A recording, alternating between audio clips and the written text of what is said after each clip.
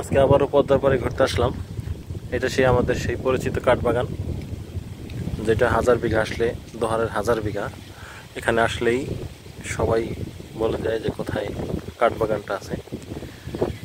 আসলে এই গাছ কয়টা, বাগান কয়টা খুবই ট্র্যাজেটিকভাবে টিকে গেছে, কারণ ভাঙতে ভাঙতে এই পর্যন্ত চলে আসছিল। এই যে যেখানে দেখতে পাচ্ছেন বস্তা, এই পর্যন্ত চলে আসছিল। আর হয়তো যদি কিছুদিন ভাঙতো, 2-1 বছর, তাহলে এই গাছ কয়টা একদম পদ্মার গর্ভে চলে যেত। তো এই বেড়িবাঁধের মতো বস্তা দিয়ে তৈরি করার কারণে বাগান সহ এখানকার যত জমি জমা আছে সব টিকে গেছে, সব সেফ হয়ে গেছে ইনশাল্লাহ। তো এজন্য আমাদের যারা সংশ্লিষ্ট কর্তৃপক্ষ আছে সবাইকে ধন্যবাদ জানাই। এখানে আসলে আর কি আর কোনো টেনশন জাতীয় যে জিনিসগুলি আছে কিছু থাকে না, অনেকটাই চলে যায়।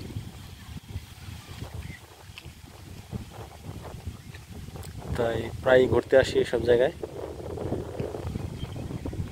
আর এখানে তো সেই পরিচিত জেলেদের নৌকাগুলো থাকে, এরা প্রচুর মাছ ধরে থাকে। এখন ওই তো যাচ্ছে ওইখানে যেখানে সোয়াবিন বাগানগুলি ছিল সব জায়গায় এখন প্রচুর চিংড়ি মাছ পাওয়া যাবে, বেলে মাছ পাওয়া যাবে।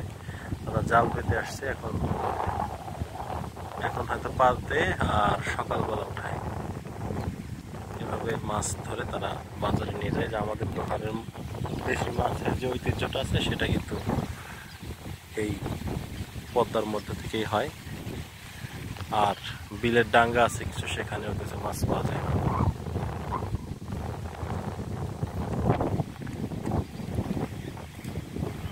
আর আজকের পরিবেশটা আরো সুন্দর, খুবই সুন্দর, ফুরফুরে বাতাস ছাড়ছে, ঠান্ডা হিমেল বাতাস, নদীতে নতুন পানি আসছে। আর দেখেন দিগন্তে যে মেঘের লাইনটা একদম মনে হয় যেন স্কেল ধরে মেঘটা আকাশের উপরে অবস্থান করছে একটা নির্দিষ্ট দূরত্ব পর্যন্ত, এই সামনে পর্যন্ত।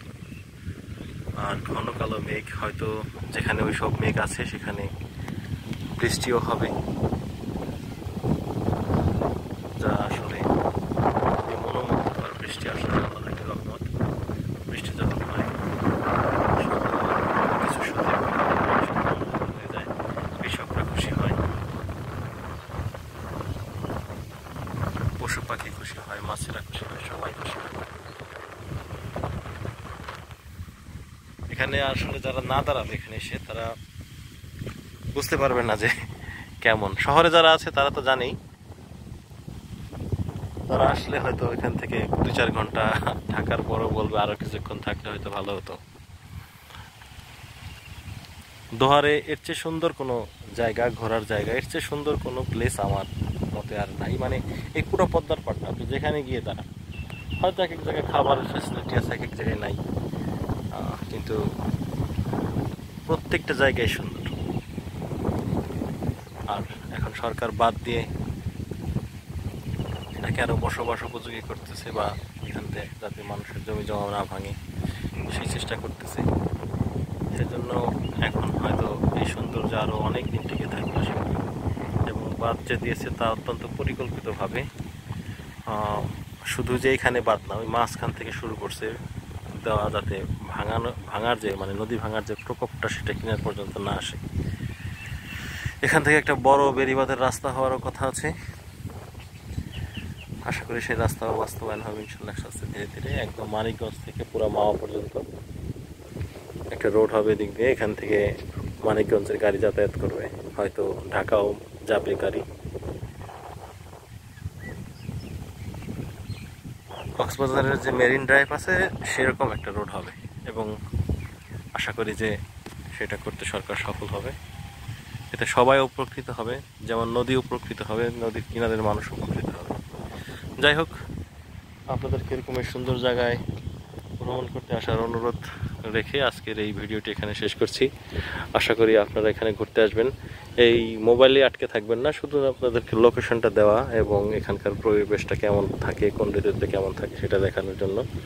তো আশা করি আপনারা ঘুরতে আসবেন, ঘুরতে আসলে মন ভালো থাকবে।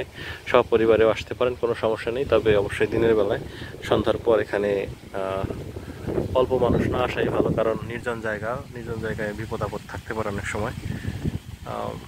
যদি এখানে আসতেই হয় বেশি মানুষ আসা ভালো, সন্ধ্যার পরে ধরেন 30-40 জন মানুষ যদি হয় তাহলে পারিবারিকভাবেও সন্ধ্যার পরে এখানে আসতে করতে সমস্যা নেই, কিন্তু অল্প 2-1 জন পারিবারিকভাবে এখানে সন্ধ্যার পরে বা একটু গভীর রাতে ঘুরতে আসবেন না, দূর জায়গা থেকে আসবেন না।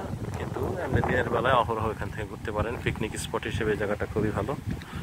তো আশা করব আপনারা এই জায়গাটা আসবেন ঘুরতে।